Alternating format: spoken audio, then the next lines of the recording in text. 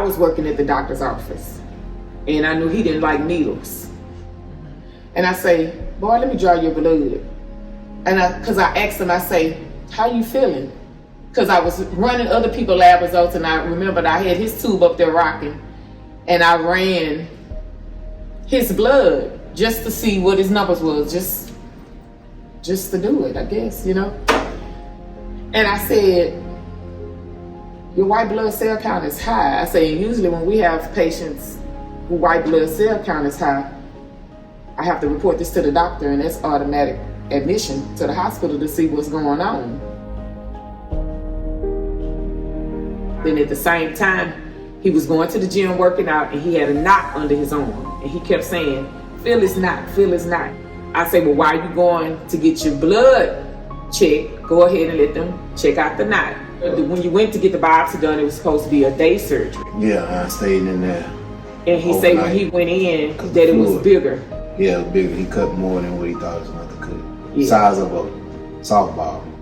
And then that's when we got the phone call to come back and get the results.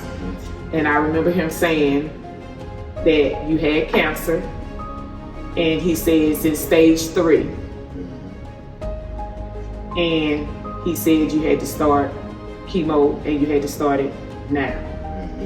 And we was like, hold on, wait a minute, slow down. Let us get a second opinion. Yep.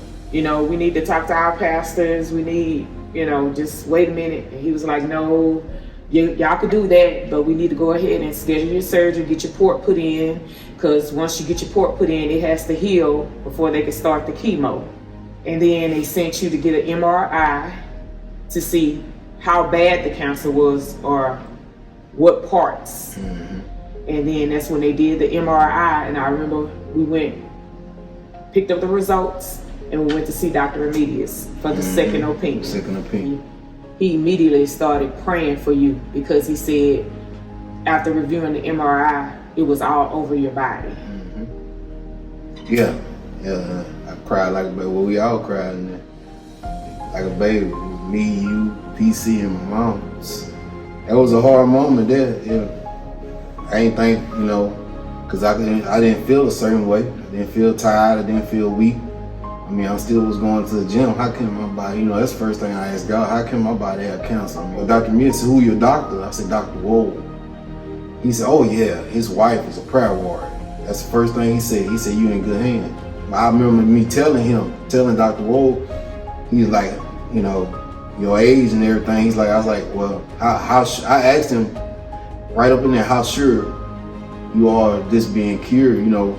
He said, I'm 97. I said, oh, all I gotta do is ask God for 3%. You got 97 with just your works, and I gotta ask God for 3. I said, come on here. And I told him, I said, 2 months my body will be clean. God had told me that anyway. I said, they looked at me, oh, okay. I said, 2 months, right? God told me to change a lot of things, like my diet. Remember I had them whole pack of Oreo cookies there?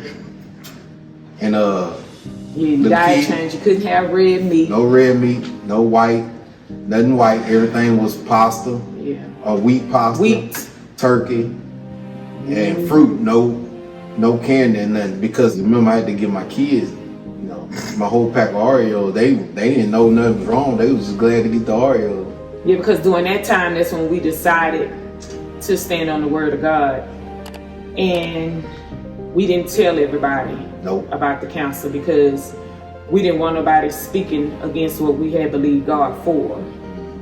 So the only people that knew was your mom and dad, my mom and dad, and our pastors. They didn't even know. Didn't know nothing until the end. The very end. You know, when I got the last, they ain't had me ring no bell, but when they did my last therapy, you know. But, you know, I was consistent, you know, I still was going to the gym, you know. Even at times I didn't feel good in the gym, I still was working out. Yeah, I'll go to the bathroom, throw up. Gary Bordelon with, man, you all right? I said, yeah, Gary, I'm fine. He said, okay, man, I'm just checking on you. You sure you all right? I said, yeah, Gary, I'm good. I'm fine, man. People at my job didn't even know. I was going out there working in the heat, on the railroad, climbing on cars and stuff, and he was like, after everything, I told him, I said, man, we could have donated you some days off. I said, man, I ain't take no days off. What you mean? I ain't need no days off. Like, I remember when we would go to your appointments and the nurses would always ask you how you was doing, how you was feeling. Was you sick, Mr. Rubin? I mean, how can you be in stage 3 cancer and you wasn't having fevers, you wasn't having diarrhea, you wasn't throwing up your food, you wasn't weak, you didn't have no symptoms to even know that you was in stage 3. mm-hmm. And they was like, wow about that. Yeah, I mean, but that comes from listening to God too. The food, that was a big thing. I think a lot of stuff we do on our own, we don't listen to what his instructions is. And, you can get healing in not just medicine and the food you eat. A lot of people don't understand that. A lot of things God put on this earth that you can use to help, besides medicine that could help with medicine. Because, like I say, just the diet part, that what got me. That he was so specific in what I could eat and what not to eat. And how that helped. I mean, shoot. I found out Jimmy D eating turkey sausages was pretty good. I mean, it tasted the same. We was living off of turkey, wasn't we? Boy, we say gobble gobble like it was Thanksgiving every day. But people don't understand your body is built to heal. I mean, that's why, you cut your skin, it heals up. It can heal anything, but you gotta have instruction with God with it. I mean, you ain't got God with it, then you're out there by yourself. It's a different story. We came back after that 2 months to do a scan, and they said they usually don't do no scan in that short of time. They usually wait. And I remember the nurse practitioner telling you, say he clear, and you asked her what you mean. She said it's just like me and you ain't got cancer. Taking the MRI, that's how his body looked. When nurse practitioner, when she did my final, she said you moved past the stage of not remission. She said yours is like cured. I didn't get to ring my bell, but now I am cancer free.